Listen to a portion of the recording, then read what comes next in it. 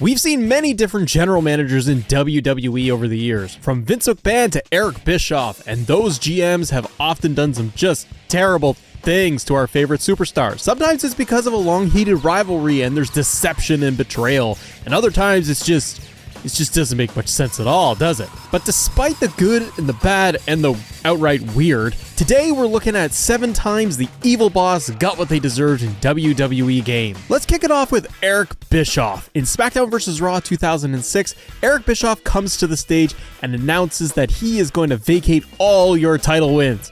We see this continue with different title belts like the tag team titles. Bischoff explains all the convoluted reasons why you are being stripped of the belts. It turns out he's been working with JBL all along, for some reason. As the alliance between Bischoff and JBL continues, we finally see Mr. McMahon get involved, and he calls in an unlikely ally in Stone Cold Steve Austin, because that's what you do. Even though Bischoff had no physicality in his contract as long as he's the general manager, McMahon does the, well, simplest thing. He fires Eric Bischoff, allowing Austin to hit a stunner, and Bischoff's reign is no more, putting a neat little bow on this entire experience. And speaking of Bischoff, we see him running Raw again in SmackDown Here Comes the Pain and tries to get you fired. Go figure. But before we do that, let me talk to you about this exciting holiday offer. Recently, I discovered this amazing game that's available on both mobile and PC, and you can seamlessly switch between devices without any hassle. In this game, there are over 800 incredible champions ranging from lizard-like creatures, elves, orcs, dwarves, demons, each one looking exceptionally cool. Let me tell you about 2 of our awesome champions. First up, Sir Nicholas of the Sacred Order. He can be used in unkillable team compositions against the Demon Lord clan boss. And we also have Tormund the Cold. Tormund's aura skill increases your entire team's defense by 33%, great for defense-based nukers and damage dealer. We also have another massive gift to unwrap. The Cursed City is one of Raid's biggest features since the Doom Tower, with 100 stages to complete, including stages where you'll need to take down 2 of Raid's bosses at the same time. But it doesn't end there, because we've also got Raid's Christmas Story, a special holiday-themed event where you can follow Sir Nicholas through a festive story. It comes with mini-games to solve and the chance to win both in-game and real-life prizes ranging from epic and legendary champions to even Amazon gift cards. All you need to do to join the event is head to raidxmas.com.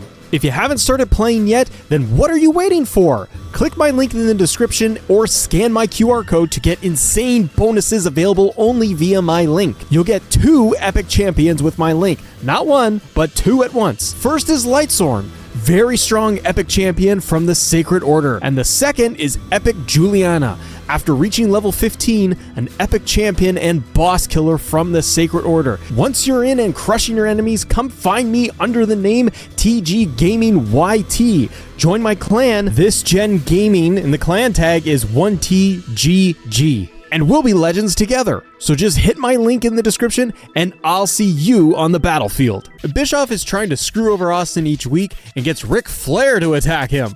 And this calls for Mr. McMahon to settle things and make it right. Yes, Vince is our good guy here in this scenario. Mr. McMahon makes a steel cage match at Bad Blood, and we get Eric Bischoff in his famous karate gear, but his karate moves clearly are not enough for the rattlesnake. And after the match, we get the big decision of either stopping Bischoff or punish him with the steel chair. And of course, we do things the right way with the fury of steel chair shots. But can we just talk about how I could have 2 very simple, straightforward options where I am either going to stomp the individual or beat him with a chair? It was a simpler time. Now, we've seen McMahon help us out already, but in SmackDown Here Comes the Pain, we see Mr. McMahon get us arrested.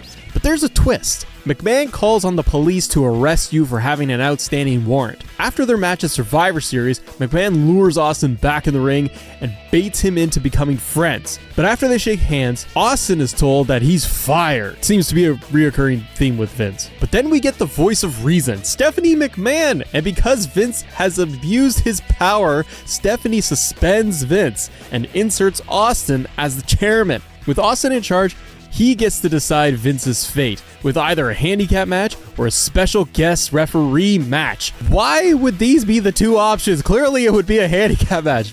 Why would they put Vince as a special guest referee? I miss special guest referee. And clearly we picked the right choice. And to add more insult, Austin makes Vince McMahon drive him around as his Uber driver. That'll teach McMahon. Now, as we fast forward to SmackDown vs. Raw 2011, we see a change in authority with Randy Orton in charge. And over the weeks, Orton puts in really unfair matches. Randy barks orders at both men to use the chair or they're fired. Apparently, Cena won't defend himself and just accepts the chair shot. And he gets screwed once again as Orton counts to 3. Cena later confronts Orton in his office. And can we just say for a second how much we miss free roam in our wrestling games? Like, come on. I could run around and do anything I feel like. It's great. After Cena barges in and demands a match at WrestleMania, he beats down Orton until he gives him what he wants. I gotta say, it seems a little aggressive for Cena, but Orton gets what he deserves and Cena is added to the WrestleMania match. Next, we go forward in time to 2K19. With our general manager, Triple H. And as your character gets fired after getting a developmental contract and getting into a parking lot fight, despite choosing to apologize for the fight, Triple H doesn't want to hear it and takes away your contract. And to get back at Triple H, your superstar hatches a plan to invade NXT and stick it to Triple H.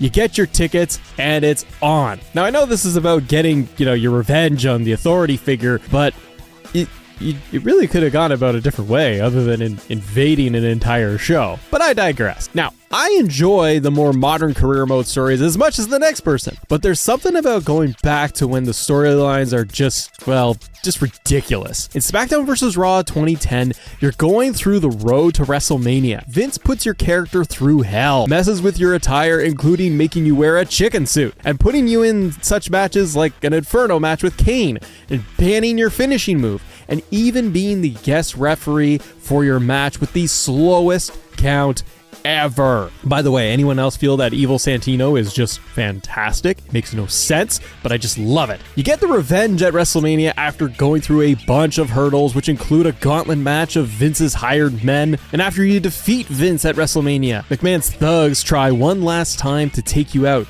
but you overcome the odds. And after your final hurdle, you get the final revenge on Vince. In a rare twist, you get to select either punishment with the microphone or your fists, which seems appropriate. You finish McMahon off by putting him through a table, and WrestleMania is over. Now, we're not done with Vince's shenanigans just yet. In WrestleMania 19's Revenge mode, you get fired to start the mode off. And as you work with Stephanie McMahon to try and destroy WrestleMania to get his attention, you battle through insane level after level, from the construction sites, the shopping mall, even the harbor. Revenge mode is wild. You fight for hours going through all of these different areas, trying to just overcome construction workers, throwing people off of ledges. It's so dangerous and wild, and then they toss in superstars at just random points. A ton of wild levels later, and you face Vince one-on-one at WrestleMania. Once you defeat Vince, Stephanie McMahon enters the ring holding a briefcase, and like any realistic scenario, you spear Stephanie and roll credits. I wonder why they never redid this revenge mode again. But comment below your favorite moments at which authority figure you feel got what they deserved, or just which one was the most ridiculous overall. And thank you to Raid Shadow Legends for supporting today's video, and make sure you download it today, and we'll see you next time.